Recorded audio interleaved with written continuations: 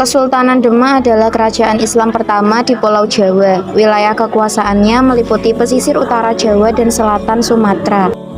Demak adalah pelopor dan pusat penyebaran Islam di Nusantara. Nama Demak tak lepas dari Wali Songo, yaitu 9 wali yang menyebarkan Islam melalui aktivitas pendidikan dan kesenian. Contohnya, Sunan Bonang dengan gamelan dan Sunan Kalijogo dengan wayang. Demak didirikan oleh Raden Fatah, putra dari Brawijaya V, seorang raja Majapahit dan selirnya seorang putri asal Tiongkok.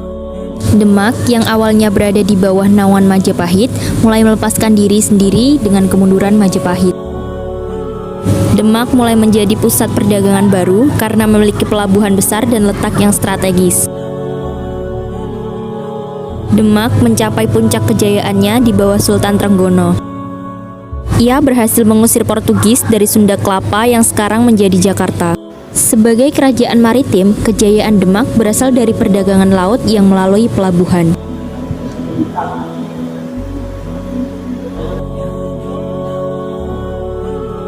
Raden Patah merupakan pendiri Kesultanan Demak, kerajaan Islam pertama di Jawa. Sultan Demak yang berkuasa pada 1475 sampai 1518 Masehi ini sejatinya adalah Pangeran Majapahit, salah satu pendukung peradaban Hindu dan Buddha terbesar yang pernah tercatat dalam sejarah Indonesia atau Nusantara.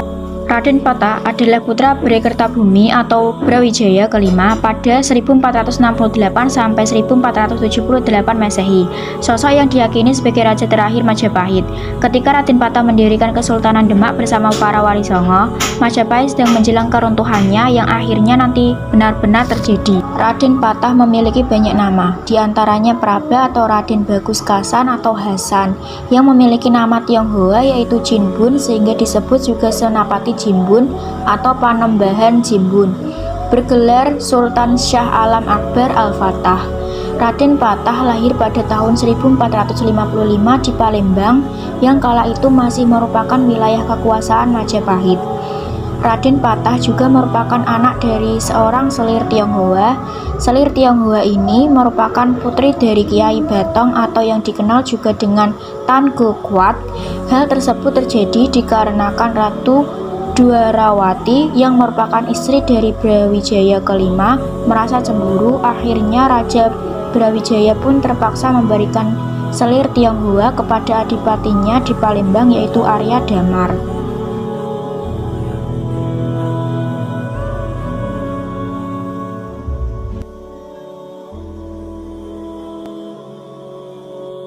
Strategi dakwah Raden Fatah.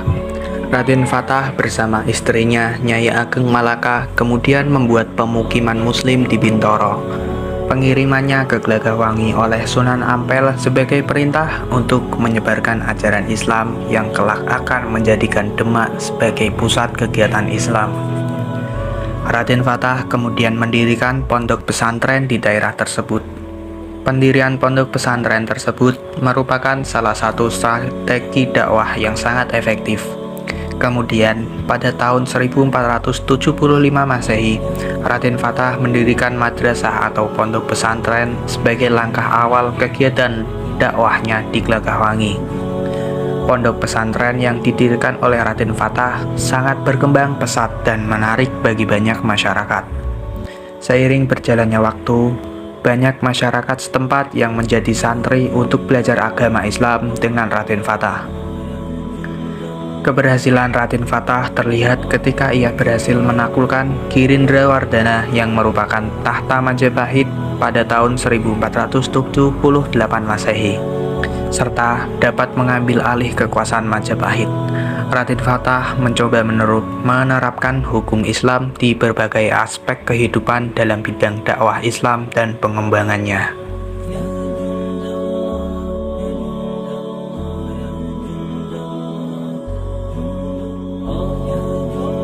Demak berkuasa hanya 1 abad lebih, yaitu mulai tahun 1475 sampai 1554. Kekuasaan Demak runtuh setelah raja terakhirnya terbunuh, dan penguasa barunya mengubah status Demak sebagai bagian dari Kesultanan Pajang. Raden Patah adalah raja pertama Demak yang bergelar Sultan Syah Alam Al-Akbar Al-Fatah. Masa kekuasaannya dikenal dengan penyebaran Islam di Pulau Jawa dan penaklukan beberapa pelabuhan penting seperti Pelabuhan Jepara, Gresik, dan Tuban. Setelah Raden Fatah wafat, ia digantikan oleh putranya yaitu Adipati Yunus. Adipati Yunus dikenal dengan sebutan Pangeran Sebranglor karena keberaniannya melawan Portugis di Malaka. Ia wafat ketika pergi menyerang Portugis untuk terakhir kalinya pada tahun 1521. Adipati Yunus tidak memiliki keturunan sehingga digantikan oleh adiknya yaitu Sultan Trenggono. Pada masa Sultan Trenggono, Kesultanan Demak mencapai puncak kejayaan. Prestasinya termasuk meluaskan daerah kekuasaan Demak ke Jawa Barat dan Timur. Dipimpin oleh Fatahillah, Demak berhasil mengusir Portugis dari Sunda Kelapa pada tahun 1527. Sunda Kelapa kemudian diubah namanya menjadi Jayakarta yang berarti kemenangan. Pada tahun 1546, Sultan Trenggono tewas saat menyerang daerah Panarukan Situbondo. Anak Sultan Trenggono yang bernama Sunan Prawoto menjadi raja keempat Demak. Kekuasaan Sunan Prawoto tidak berlangsung lama. Arya Penangsang sepupunya merasa lebih berhak menjadi sultan. Ia juga ingin membalas kematian ayahnya, Pangeran Sekar yang tewas di tangan Sunan Prawoto. Sunan Prawoto akhirnya terbunuh dan Arya Penangsang naik tahta menjadi raja kelima Demak. Konflik antar saudara ini masih terus berlanjut. Jaka Tingkir, Adipati Pajang berusaha merebut kekuasaan Demak. Arya Penangsang pun berhasil dibunuh oleh Sutawijaya, anak angkat Jaka Tingkir. Jaka Tingkir kemudian mengambil alih kekuasaan dan memindah pusat pemerintahan ke Pajang.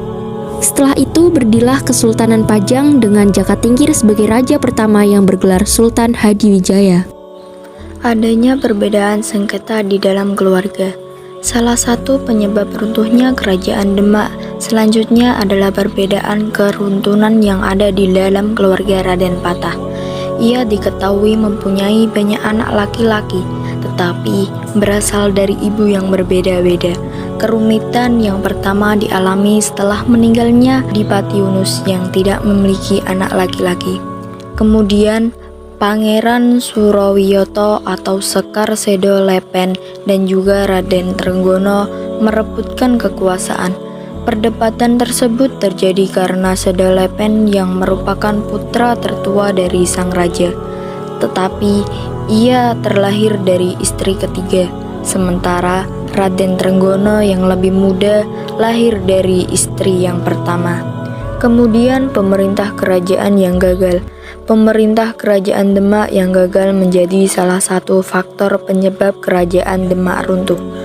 Berbagai masalah yang terjadi seperti perbedaan madhab antara masyarakat dan bangsawan, pemerintah yang tidak peduli dengan rakyatnya dan terlalu fokus dengan perang Portugis serta kurangnya mendengarkan partisipasi dari rakyat, membuat kerajaan Demak tidak dapat bertahan.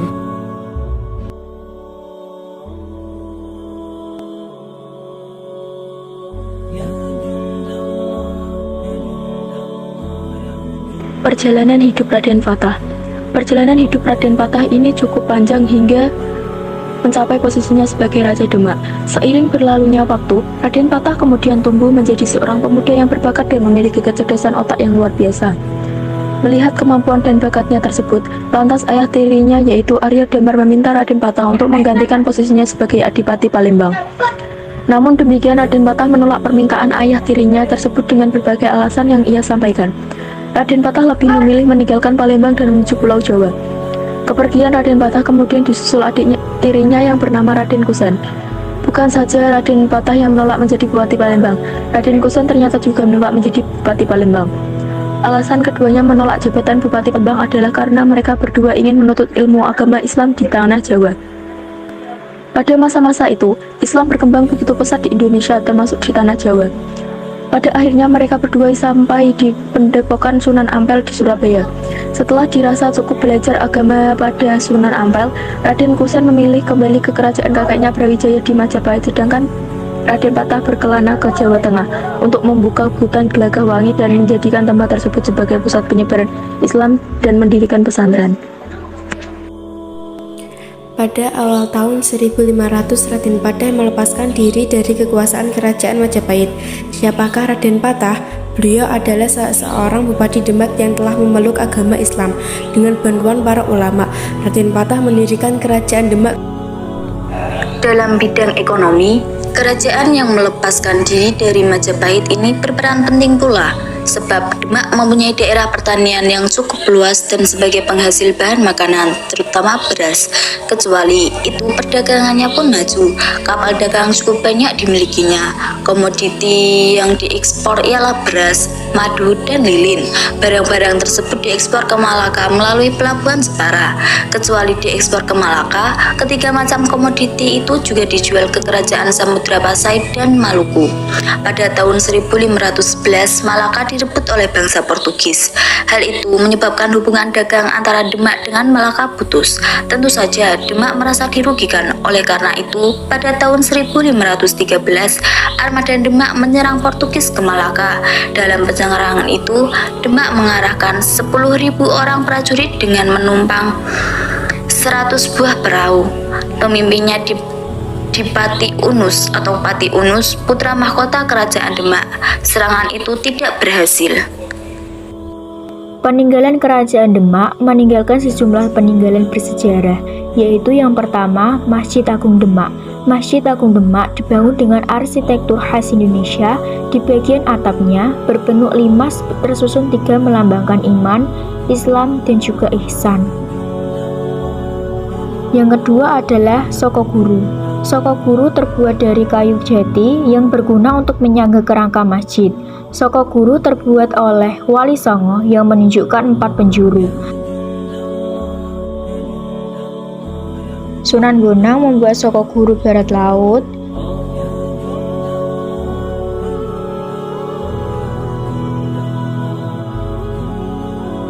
Sunan Ampel membuat Soko Guru tenggara.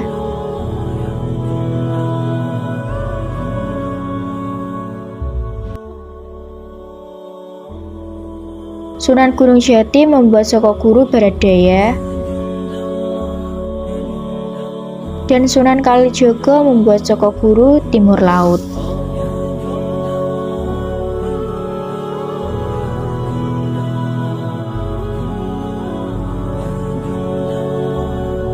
Yang ketiga, Surya Majapahit. Surya Majapahit berbentuk segi 8. Surya Majapahit di Masjid Agung Demak bermakna hasta brata atau 8 sifat pemimpin, diantaranya bumi, matahari, bulan, samudera, bintang, angin, api, dan juga air. Yang keempat, situs kolam wudhu. Situs kolam wudhu atau blumbang pernah menjadi tempat berwudhu para wali songo. Selain itu, juga dijadikan sayembara untuk memilih sultan keempat di Kesultanan Demak Bintoro.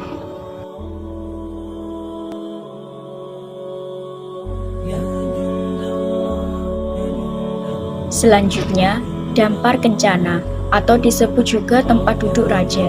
Dampar Kencana yaitu singgasana para raja yang biasa digunakan untuk khotbah mimbar di Masjid Agung Demak. Keberadaan mimbar ini pun sudah tidak dipergunakan lagi seperti sebelumnya dan telah disimpan dalam Museum Masjid Agung Demak supaya tetap terjaga. Kemudian, Al-Quran yang ditulis tangan. Tulisan Al-Quran tersebut terdiri dari beberapa juz, dimulai dari juz 15 hingga juz 30. Kitab suci umat muslim itu bisa dilihat oleh pengunjung di Museum Masjid Agung Demak. Tulisan Al-Quran tersebut adalah tulisan Raden Maulana Magdum Ibrahim atau yang akrab dipanggil Sunan Bonang.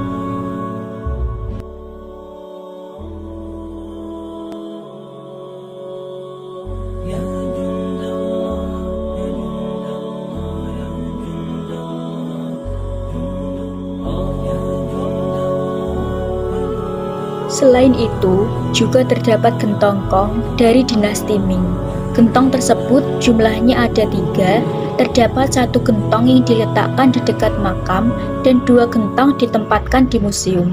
Gentong tersebut pemberian dari Putri Campa pada abad ke-14.